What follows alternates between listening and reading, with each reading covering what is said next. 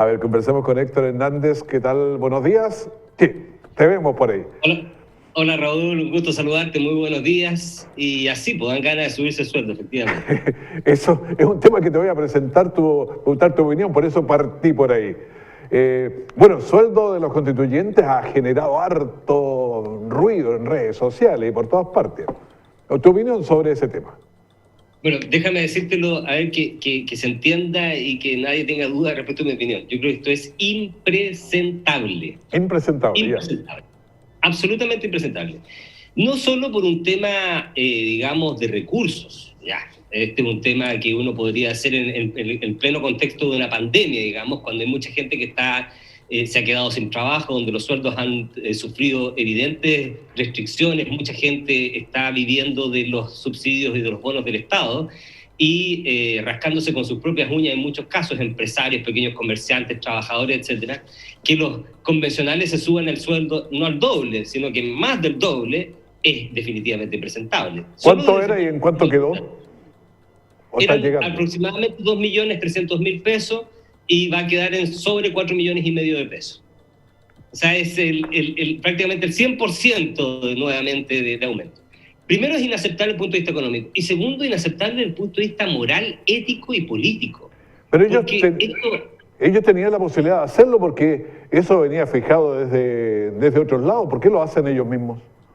Claro, entonces, ¿por qué? Muy bueno insistir, esto es ética, moral y políticamente inaceptable, porque los convencionales participaron en un proceso democrático donde conocían las reglas del juego. Aquí a nadie se le obligó ni se le puso un revólver en la sien para que estuviese obligado a ser candidato constituyente a redactar la futura constitución de nuestro país, digamos, por lo que ellos tenían absoluta claridad respecto de lo que significaba este honor de redactar esta constitución. Esta carga social y cívica que el Estado les estaba entregando, conocían perfectamente cuáles eran las condiciones. Así que desde ese punto de vista también es impresentable.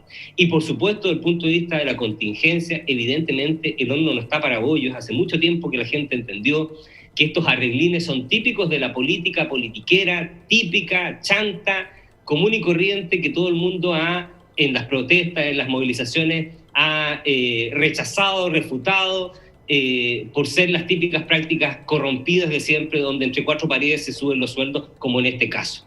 Es absolutamente impresentable de todo punto de vista. Aquí no hay justificación para este aumento de sueldo, no hay ninguna justificación. Pero no está que se lo hayan subido porque, o sea, por alguna orillita, porque necesitan tener más asesores, no sé, ¿cómo se ha disfrazado? Porque no creo que sea tan así nomás. Sí, se han dado varias razones. En la primera, efectivamente, que es una razón que yo no le encuentro ninguna justificación, ellos han dicho que esto es una cuestión de dignidad y de ética. Yo no sé si tú le ves una razón de dignidad o de ética a aumentarse el 100% el sueldo. Porque fueron elegidos para redactar una constitución. A ver, la razón que están dando es básicamente que necesitan más asesores, necesitan más recursos, porque según ellos este encargo que por la dignidad que tiene requiere tener unos montos cercanos a lo que incluso podría ganar un parlamentario o un ministro de Estado. Esa es la razón que están dando ellos. Yo no la encuentro justificada. Ahora, piensa tú, Raúl, que efectivamente ellos fueron elegidos con una razón. O sea, la gente que fue a votar por los constituyentes, teníamos claro que si estábamos votando a una persona era para que esa persona trabajara redactando el proyecto de constitución. No para que se lo entregara a 5 o 6 abogados más o contratar a un jefe de gabinete, una secretaria, un asistente, para que ellos hagan el trabajo. No, pues, si la gente votó por ellos, para que ellos hagan. Evidentemente pueden tener un grupo de asesores, y eso ya estaba contemplado en el reglamento de funcionamiento y en el proyecto de ley que se envió para modificar la Constitución y en la reforma constitucional. Eso ya estaba contemplado. O sea, ellos sí tenían asesores, y ya tienen asesores. Pero esto es aumentar la cantidad de asesores al doble de la cantidad de asesores y otras prestaciones más.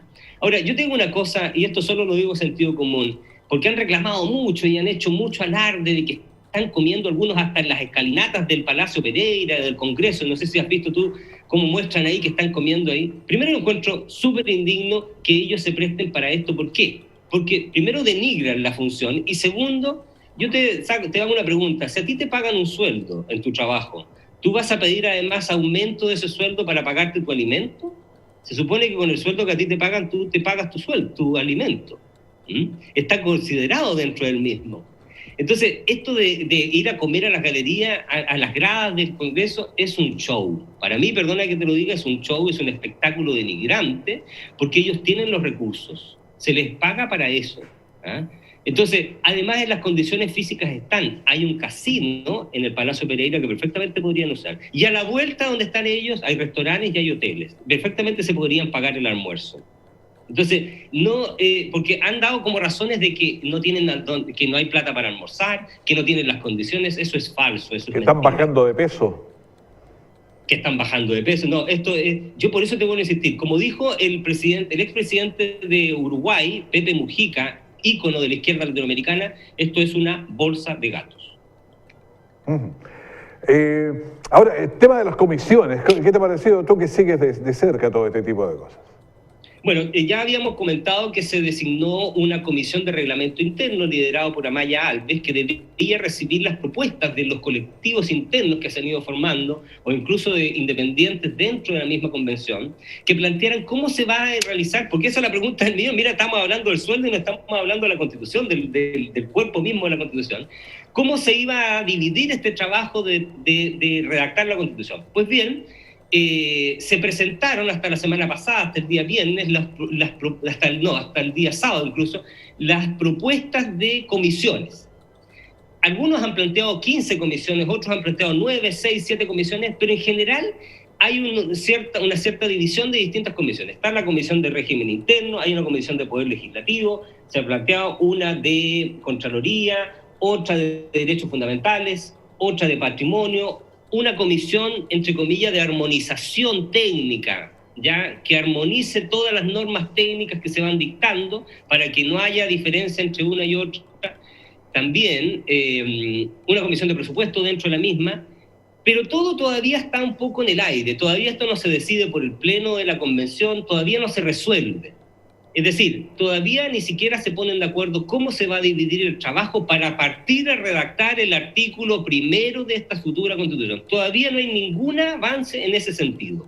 Y al parecer, tal como dijo Jaime Baza, el vicepresidente, lo más probable, tal como dijo él mismo, que recién por allá, por mediados de septiembre, empiecen a redactar el artículo primero de la Constitución. Mediados de septiembre, o sea, más de un mes más. Él mismo lo dijo. Dijo, lo más probable es que por allá por mediados de septiembre partamos la redacción. ¿Por qué? Porque tiene que someterse primero a acuerdo el reglamento interno. Una vez que se someta a aprobación el reglamento interno, tiene que aprobarse la división de las comisiones. Y después de la división de las comisiones, tienen que aprobarse los miembros integrantes de esas comisiones. Son 3 mecanismos que tienen que resolver ellos. ¿Cómo los van a resolver? Valga la redundancia. De quiénes los van a integrar, cómo se van a integrar, cuál va a ser el trabajo de los mismos y dónde van a funcionar, porque también han planteado mucha polémica del lugar donde van a funcionar. Recordarás tú que la semana pasada una de estas comisiones sesionó en la Universidad de Chile con la oposición, por supuesto, del voto de Chile Vamos, voto que también se opuso al aumento de los sueldos. Los únicos que se opusieron fue Chile Vamos a que se aumentaran el sueldo, digamos. Todos los demás aprobaron el aumento del sueldo. Entonces, todavía tiene que definirse todos esos aspectos y recién ahí ellos dicen están en condiciones de comenzar a redactar la Constitución. Bueno, hay varias cosas que me gustaría irnos actualizando y te lo voy preguntando así en rápida. ¿Qué pasa? El tema del aborto de las 14 semanas está por otro lado, pero está aquí en el país, digamos. ¿Qué te parece? Claro, bueno, tú ya sabes que existe en Chile ya una ley de aborto que despenalizó el aborto, porque antes era un delito. Bueno, antes de los 80 no era delito, no estaba penalizado, pero luego el retorno a la democracia y una de las últimas leyes del gobierno militar fue precisamente volver a penalizarlo en el Código Penal. Y luego en democracia se debatió durante mucho tiempo esto de la despenalización del aborto en ciertas situaciones. Y ya sabemos que esto se aprobó hace un par de años atrás. El aborto está permitido en Chile cuando se dan 3 causales específicas, ¿cierto? Violación, cuando hay problemas en el neonato, en el feto, ¿cierto? Ciertas situaciones bien específicas y tiene un límite temporal. Lo que pasa es que se ha planteado un nuevo proyecto de ley que aumenta el plazo y no le pone condiciones al aborto, lo aumenta hasta las 14 semanas de gestación y no le pone condiciones. Y ese proyecto de ley se discutió en el Congreso, en una comisión especial, que es una comisión mixta, y fue rechazado por votos de una demócrata, básicamente por un voto que dirimió esto de una parlamentaria demócrata cristiana, que señaló que iba contra sus principios éticos y morales. ¿Ya? Pero la gran discusión nuevamente es el mismo proyecto de ley, o sea, estamos extremando nuevamente la situación del aborto hasta llevarlo casi a una situación de absoluto libre albedrío de quien estime la mujer, digamos, que desea abortar o no. Esta es una discusión más de fondo, digamos, que es valórica, por supuesto, donde en general los movimientos en Chile se han dividido y han hecho el vaivén entre aquellos que postulan el derecho a la vida respecto de aquellos que postulan el derecho de la mujer a elegir sobre su destino y su cuerpo, digamos, que es las dos grandes aspectos valóricos que están dentro de la balanza, digamos. Y en esos dos se han movido, digamos, los movimientos políticos en Chile. Pero ya tenemos una ley de aborto, en 3 causales está vigente esa ley de aborto, pero este proyecto quiere aumentar las facultades que tendría la mujer para abortar. Bueno, estamos en esta conversación que es bien interesante. Estamos con Héctor Hernández, abogado, académico, y le estamos haciendo preguntas, le estamos tiramos varias cosas, a veces muy distintas unas de otras. Por ejemplo, el programa económico, siempre es importante el tema económico, porque se nos va el andamiaje abajo si no tenemos claro eso. Así es. Bueno, ya conocemos, han ido surgiendo, digamos, han ido planteándose por los distintos candidatos que están en competencia para estas elecciones presidenciales de noviembre, cuáles son sus programas económicos, es decir, qué plantean desde el punto de vista de la actividad económica hacia el futuro, cómo lo enfrentarían ellos. Y en específico el caso de Sebastián Sichel, que el día de ayer presentó su programa. Y yo quiero destacar 2 cosas. Aquí el programa de Sebastián Sichel tiene 2 pilares fundamentales que me parecen muy interesantes destacar. Primero, habla de responsabilidad fiscal. Eso es muy importante porque estamos, y lo hemos conversado, alguien tiene que pagar la cuenta. En algún minuto vamos a tener que pagar la cuenta de todo lo que ha ocurrido durante estos 2 años. ¿A qué me refiero? Entregar bonos no es gratis. Las ayudas que todos requerimos, y que es cierto, el Estado uno espera que te salve, que te ayude cuando estás en problemas, hay que pagarlo, alguien tiene que pagarlo. Y por lo tanto, en algún minuto el próximo presidente de la República va a tener que enfrentar la realidad de que va a tener una caja, es decir, la plata constante y sonante que tiene el Estado, que va a ser menor. ¿Y por qué va a ser menor? Primero porque nos hemos gastado nuestros ahorros. Segundo, porque para pedir créditos internacionales nos van a subir la tasa de interés, porque ya no somos un país tan confiable, por distintas razones, lo hemos conversado.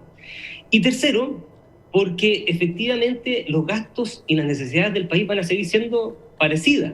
Entonces, hay que ser muy responsable de la forma en que se mira el desarrollo económico hacia el futuro y cómo se plantea. Entonces, cuando Sichel plantea responsabilidad fiscal, es muy interesante, porque en el fondo te está diciendo, oiga, vamos a tener que apretarnos un poco el cinturón para poder seguir viviendo más o menos parecido, pero con responsabilidad.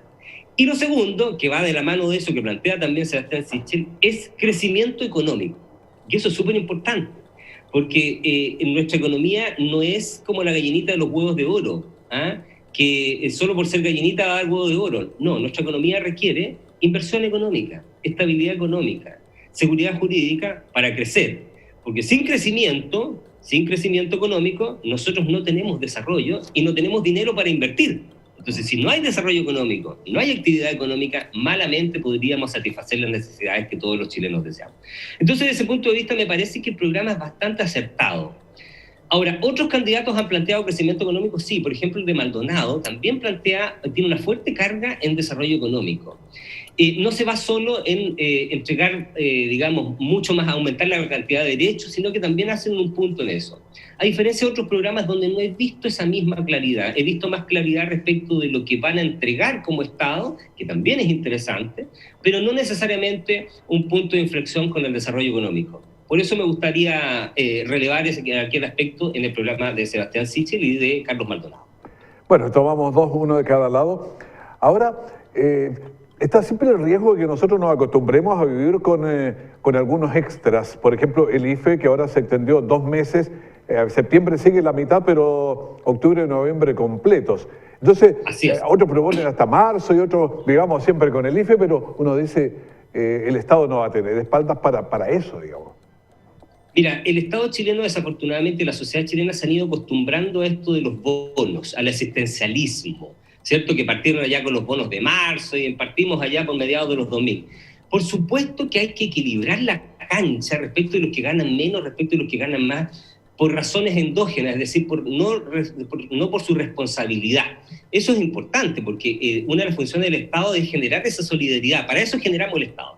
Pero cuando tú extremas ese tipo de situaciones y lo transformas, como pasa en Argentina, como pasa en muchos otros países que se acostumbraron a estos sistemas de bonos, de subsidios, lo que tú haces es, primero, fomentas, digamos, fomentas la inactividad económica, porque efectivamente si hay gente que podría salir a trabajar, no sale a trabajar porque tiene asegurada una renta. Segundo, tiene un mínimo, claro. Tiene un mínimo. Desincentiva la actividad económica, que son los grandes problemas. Y tercero, por supuesto, representa un gasto extra constante para el Estado, que si no genera actividad económica no tiene de dónde obtener impuestos, cobrar impuestos, no tiene ganancias, no hay dinero constante y sonante que pueda tener la economía. Y se genera un círculo vicioso, un Estado que, entre comillas, te da muchos subsidios, pero que para pagar esos subsidios tiene que o endeudarse o, como lo hacen en Argentina y ocurrió hace muchos años en Chile, echar a andar la maquinita fotocopiadora de los billetes, que es lo peor que le puede pasar a un país, lo que se denomina emisiones inorgánicas. Y eso es lo peor que le puede pasar a un país, porque eso es el comienzo de la debacle económica. Y ahí comienzan a terminar los países en su actividad económica. Entonces, los riesgos de mantener estas políticas en general en forma permanente son muy altas. Distinto es, y aquí te hago un punto porque lo conversamos, Raúl, en algún minuto, incluso en la radio hace años atrás, los ingresos universales que se han planteado en algunos países para que es una especie de sueldo que tendría toda persona de un habitante de un país garantizado. Pero eso es distinto como política pública porque eso tiene una lógica, y es la lógica del siniestro, de la eventualidad de un problema. Es decir, una persona pierde el trabajo por una situación específica y en ese caso el Estado solidario te ayuda, te asegura un ingreso por un periodo de tiempo, pero cuando tú recuperas la actividad económica, recuperas el trabajo, te logras levantar, ese ingreso se termina. Eso es distinto a los bonos permanentes que se dan sin una explicación muy clara, porque hay una pandemia, porque hay una crisis, etcétera, etcétera, y no tiene una justificación real en datos. Eso es distinto, porque eso es asistencialismo, lo otro es una política social inteligente.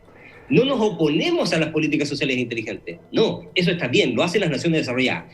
Lo otro, el asistencialismo, es lo que llevó a hundirse a países como Argentina, que era un país riquísimo y que hoy es un país pobrísimo, con 54% de pobreza, con un 46% de inflación y con emisiones inorgánicas que tienen reventada a la sociedad argentina. Entonces no podemos caer en ese tipo de situaciones. A ver, en estas emisiones inorgánicas que estás hablando, bueno, el Banco Central de Chile no permite eso, pero habría que ponerle ojo a la Constitución porque podría aparecer en la Constitución que el Estado, el Banco Central no fuera autónomo y pudiera usar esa maquinita. Eso es peligroso. Qué buen punto, qué buen alcance hace Raúl, porque precisamente ese es uno de los riesgos que corre la institucionalidad chilena, si es que efectivamente, como algunos han planteado, el Banco Central deje de ser autónomo, por ejemplo. O algunos le he escuchado, por ejemplo, a la misma presidenta Loncón, le he escuchado que el Banco Central tiene que ser plurinacional. No sé qué es eso. Yo no entiendo ese concepto de plurinacionalidad en el Banco Central. El Banco Central tiene que ser un órgano técnico. Claro. Es un órgano técnico.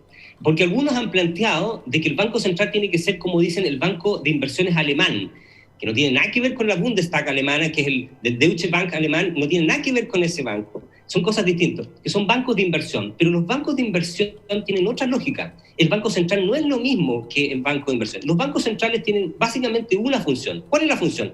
Controlar las tasas de interés y tener acotado la inflación de los países. Las políticas monetarias están destinadas a aquello, básicamente, no a la inversión. Pero hay algunos que plantean que también tendrían que estar destinados a promover la inversión y promover el desarrollo económico. Mira, nosotros tenemos un banco de inversión en Chile. ¿Sabes cuál es? La Corfo, que ha sido fundamental en la historia de Chile. A lo mejor hay que mejorar la Corfo, hay que darle más herramientas, redireccionarla, pero no entrar a jugar con el Banco Central, porque esos son los tipos de políticas que generan incertidumbre económica, desincentivan la inversión y finalmente nos hacen más pobres. Claro, los inversionistas y todos miran qué está pasando ahí, puede haber una debacle, mejor no me meto. Héctor Hernández, muchísimas gracias por estos comentarios en el día de hoy aquí en TV5. No, gracias a ti, un saludo cordial y cariñoso a todo el mundo. Y me gustaría, Raúl, solo si me permite, ¿sí? El tema del cambio climático es un tema que se nos viene. Hay propuestas interesantes que podemos conversar en otro minuto, pero es un tema complejísimo del que tenemos que ser conscientes todos respecto a la realidad que se nos viene en el futuro inmediato, muy próximo, respecto al cambio climático. Entonces lo que dijo la ONU, tuvo una alerta roja, lo que iba a pasar en 100 años va a pasar en 10, digamos, y con creces, entonces estamos complicaditos. Los anuncios del cambio climático vienen desde los años 50 incluso, los primeros textos vienen de los años 50, 60, pero evidentemente la progresión más rápida de estos fenómenos se ha dado en los últimos años y es evidente que tenemos que hacer algo rápido, urgente, y las naciones desarrolladas son las que más tienen que hacer esto, fundamentalmente las potencias económicas, pero por supuesto nosotros en Chile podemos hacer un granito de arena. Que esté muy bien, muchísimas gracias. Gracias, buen día, adiós.